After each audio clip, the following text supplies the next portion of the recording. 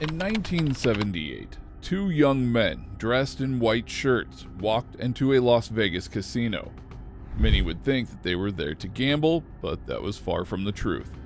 They were there to challenge one of the most popular games, roulette. And to help them, they had only their aspirations and their scientific knowledge. Using these two things, they were going to prove that this game could be beaten.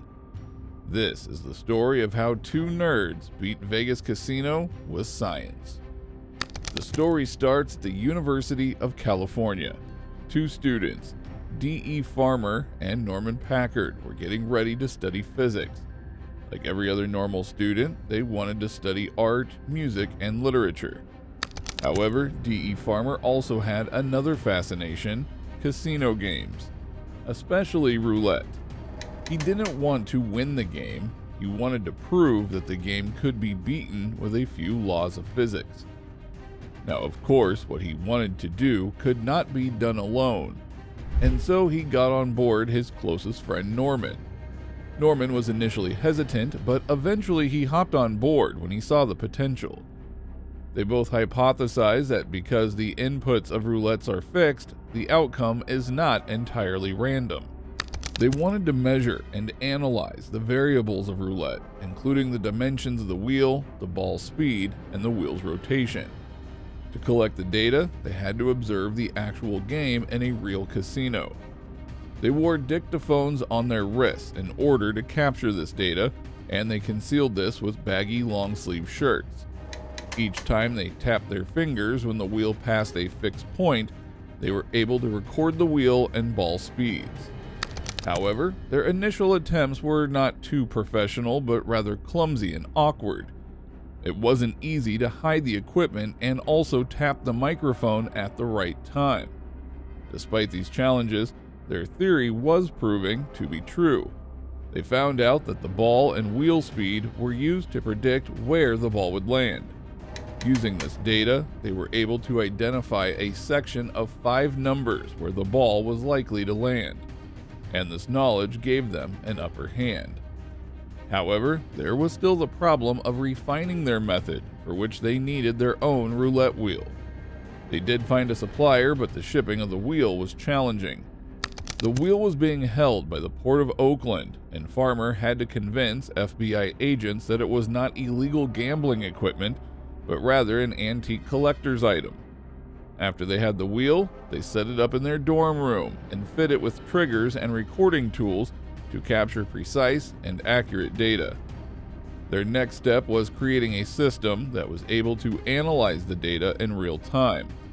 They made a huge structure of metal poles and tape and named it the guillotine. This tool would take overhead photos of the wheel at precise and fixed moments. This way, they were able to measure where the ball landed relative to the wheel's position, which then helped them better refine their predictions. However, as with any experiment, they started to encounter financial troubles and needed more resources. They officially registered their company, Eudaimonic Enterprises, and pitched in money to buy more equipment. The goal was to create a computer system that could process the data and predict the ball's landing spot in real time. After months and months of preparation, the two were finally ready for their first real casino test in 1977. Farmer had a hidden computer strapped to his chest and a switch in his shoe as he entered a Las Vegas casino. As he played the game, he also tapped the switch to record the wheel and ball speeds. The computer on his chest processed the data and sent small electric shocks to Farmer to tell him when to bet. He did face multiple challenges like equipment malfunctions and sweating, but he still managed to win continuously. However, to not draw attention, he kept the stakes low. With his success, they knew the system was working, but they needed more people to scale the operation. They recruited 20 science students and trained them to collect the data and place the bets according to the predictions. Each team had a data collector and a bettor. The data collector would track the wheel and ball speeds, and the bettor placed the bets according to the predictions. They kept the bets low and scattered, and this way they were not at risk of attracting the casino security's attention and getting caught. In August 1978, they started targeting Las Vegas casinos with their expanded teams. They gradually increased their bets as they went on. In just an hour, they had made $1,200, which was equivalent to $77,000 today. However, they were constantly afraid of being caught and their equipment giving up, and this took its toll on the group. Eventually, their fear did turn into reality when one of the team members' equipment malfunctioned, causing severe skin damage from the electric shocks. However, they did continue their operations, although the tensions were at an all-time high. There was a divide in the group, where some team members wanted to get bigger stakes for higher rewards, while others were worried about getting caught. During one of the sessions, a team member had to hide in a restroom to adjust his equipment and was almost caught by a pit boss. The team was now encountering close calls, and the risk of getting caught had severely increased. After multiple successful hits, they regrouped to plan further. They had won $10,000 but had encountered multiple risks and challenges while doing so. They could either reinvest their profits, improve their equipment, and keep going, or they could split the money and walk away. They decided to split the money and go their own separate ways and vowed to remain friends. They knew proceeding further would mean a lot of complications and a very high risk of getting caught. Years later, Farmer talked about these exploits and revealed how they had beaten the casinos. Their success shows us just how easily scientific laws can be applied to random systems. The only thing you need is the determination to succeed. Eudaimonic Enterprises is proof of how scientific curiosity and research can solve problems. Their exploits were short-lived, but they left an unerasable mark on the history of gambling. The use of technology was crucial to their success. The data collection and analysis helped them understand the physical properties of the roulette wheel and the ball and make increasingly accurate predictions. At the time, using such methods was a feat of its own.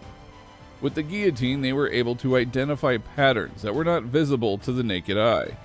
Their custom-built computer system processed the information in real time, giving them the edge they needed. Everything they did was ahead of its time, and that's what made it so easy for them to place bets without the casino staff ever getting suspicious. But as we have already established, the technology has its own challenges. The equipment was heavy and difficult to hide, which made them more susceptible to getting caught. However, despite all odds, they were successful. Many ethical questions arise with their method. Were they cheating, or was it just simply using knowledge to gain an advantage? Of course, to the casinos they were cheating, but to Farmer and Norman, they were playing within the rules of physics and probability. There is a fine line between skill and deception. The story of Farmer and Norman is not just about winning money, but rather about trying different things and exploring new ventures. With their success, people were inspired to think outside the box and explore more about the laws of physics. Casinos were also on high alert after this and improved their security, adopting more sophisticated measures to protect themselves against similar heists. Today, the method employed by Farmer and Norman lives on. They made an unforgettable impact on the world of gambling. With their story, we realize that with the right approach, creativity, and determination, even the impossible can become possible. Now, what do you think of Farmer and Norman's success and the scientific methods they employed to succeed at the exploits?